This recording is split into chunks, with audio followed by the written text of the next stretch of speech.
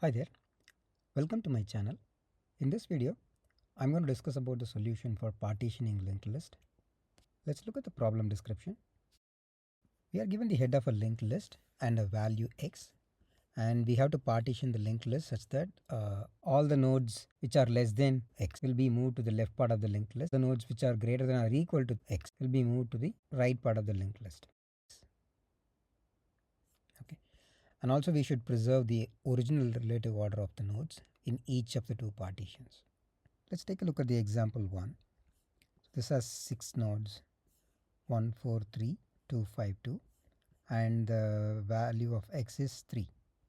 So we have to partition this such a way that all the nodes which are less than 3 will be on the left side. So in this case 1 is less than 3, 2 is less than 3, and second 2 is also less than 3. So 1, 2, 2, and then we should maintain the original order. So the 4, 3, 5 will be on the second part of the linked list. So in the case of example 2, the given linked list has two nodes 2, 1, and the value of x is 2. So if we partition this linked list, the 1 will be moved to the beginning of the linked list. So the output will be 1, 2. The constraint for this problem was the number of nodes in the linked list is ranging from 0 to 200, and the node value is ranging from -100 to 100, and the value of x is ranging from -200 to 200. Let's look at the approach to solve this problem. We are given this linked list which has 6 elements and the value of x is 3. All the nodes which are less than 3 will be moved to the left part of the linked list. All the nodes which are greater than or equal to 3 will be moved to the right part of the linked list. Okay. Basically we can solve this by scanning this linked list once, and as we scan we need to build two linked lists. The left linked list will contain all the nodes which are less than the value x, and the right linked list will contain all the nodes which are greater than or equal to the value x. For each node visited, we check the value of that node with the value of x. So in this case the node value is 1, which is less than 3. So this node will be added to the left linked list. And next we check this node, this is greater than 3, so that will be added to the right linked list. Next the node 3, that is equal to the value x, so that will be added to the right linked list. Next node 2, that is less than 3, so that will be added to the left linked list. Then we see 5, that will be added to the right linked list. Then we see 2, that will be added to the left linked list. Once the traversal is done, we have to link the left linked list tail node to the head of the right linked list. Okay. So if there is no element in the left linked list, then we can set the right head as the head of the left linked list, and then finally we can return this left head. So in this case, after linking these two, we have 1, 2, 2, 4, 3, 5. So here 4 is present before 3. The reason is we need to maintain the order of the nodes as it is in the original list, which is the original list 4 appears before 3. So that's why in the partition list also we see the same order. So that's what I have written here. First we initialize the head and tail pointers for the left and right linked list, traverse the linked list, and remove the current node from the input linked list. If the value of the current node is less than x, add it to the left linked list, otherwise add it to the right linked list. Once the traversal is done, link the left linked list tail to the head of the right linked list, and finally return the left linked list head as the output. Let's look at the flowchart. Input for this procedure is head of the linked list and the value x. First we initialize the left head, left tail, right head, right tail pointers to null. Then we check whether the given linked list is empty or it has only one node. If that is true, then we simply return that head as the output. Otherwise, we initialize the node with the head of the linked list and then traverse the linked list in this loop. Okay. First we check whether the node is null. If it is true, then we break out of the loop. Otherwise, we remember the next node for the current node and then we delink the current node from the linked list by setting the next pointer to null. Then we compare the node's value with the value of x. If the node value is less than x, then we check whether the left linked list is empty or not. If it is empty, then we set both left head and the left tail pointers to point to the current node. Otherwise, we add the current node to the tail of the left linked list. Okay. So if the node's value is greater than x, then we add it to the right linked list. So there we check whether the right tail is null. If that is true, then we set right head and right tail pointers to point to the node. Otherwise, we add the current node to the tail of the right linked list. Okay. This will be repeated until the node becomes null.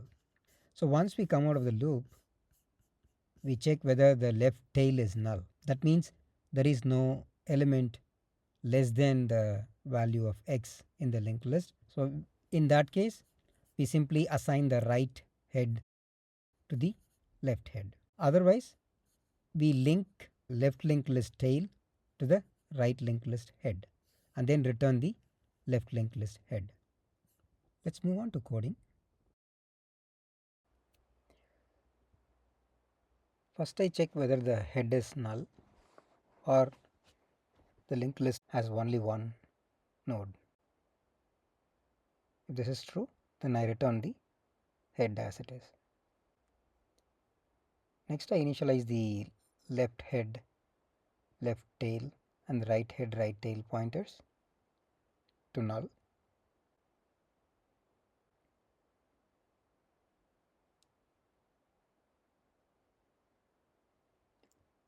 Then I initialize the pointer node to point to the head of the linked list. Then I write the for loop to traverse the linked list. First I store the current node's next pointer in the next variable and then remove the current node from the linked list. Then I check whether the current node's value is less than the value of x. If this is true, then I check whether the left tail is null. That means the left linked list is empty. So in this case, I assign the node to both left head and left tail pointers. Otherwise, I make the current node as the next node of the left tail and update the left tail.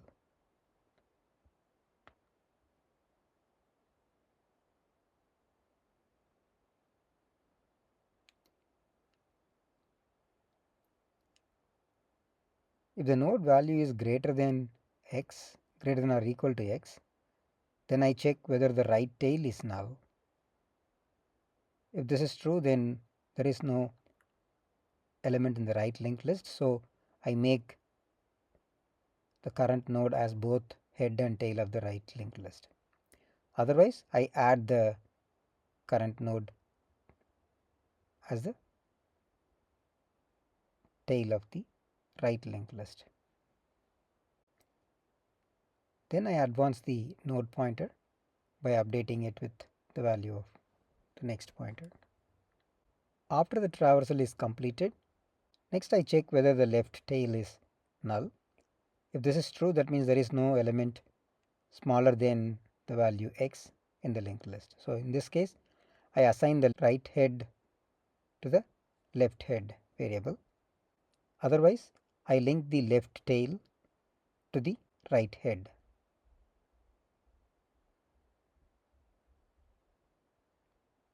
Then I finally return the left head.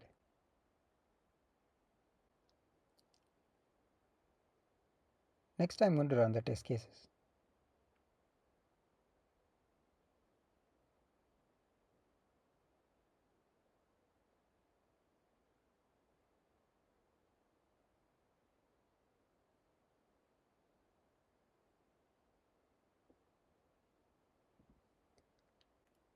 Next I'm going to submit this program. Cool, this program is accepted. Next I'm going to do the code walkthrough with sample input. We are given the linked list with 6 nodes and the value of x is 3. First we check whether the given linked list is empty or it has only one node. In this case we have 6 nodes, so this condition is false. So we go ahead and initialize the left head, left tail, right head, right tail pointers. All are initialized with null. Okay. Then we enter the for loop to traverse the nodes in the linked list. First we initialize the node pointer with head. So node is pointing to the first node in the linked list. Then so next pointer points to the node which follows the current node. So in this case 4. So next is 4 and all the 4 pointers are null. Okay. Now we check the value of the current node with the value of x, which is 3. So this is less than 3. So this node will be added to the left linked list. Now the left head and the left tail is pointed to the node 1. At the end of this iteration, the node will be updated to next node. So it points to 4. Next we compare this node with value 3. This is greater than 3, so that will be added to the right linked list. And then next the third node 3, this is equal to the value x, so it is added to the right linked list. Next node with value 2, this is less than 3, so it will be added to the left linked list. Next we see 5, this is greater than 3, so it is added to the right linked list. Next we see the node 2 which is less than 3, so it gets added to the left linked list. And finally the node and next pointers become null, so we break out of the loop. Then we check whether the left tail is equal to null. In this case it is not null, so we link the left tail node with the head of the right linked list. So this link will be established, and then finally this node will be returned as the output. So we finally get the linked list 1, 2, 2, 4, 3, 5. That is an expected output.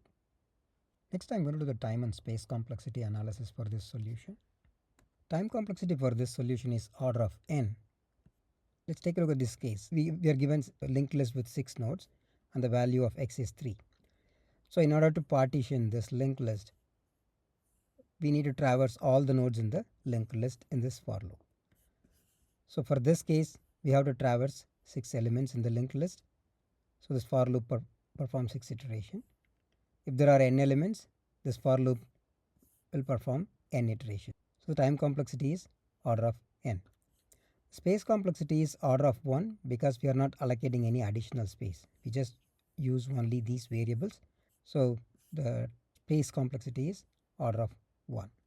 Thanks for watching this video. Have a great day.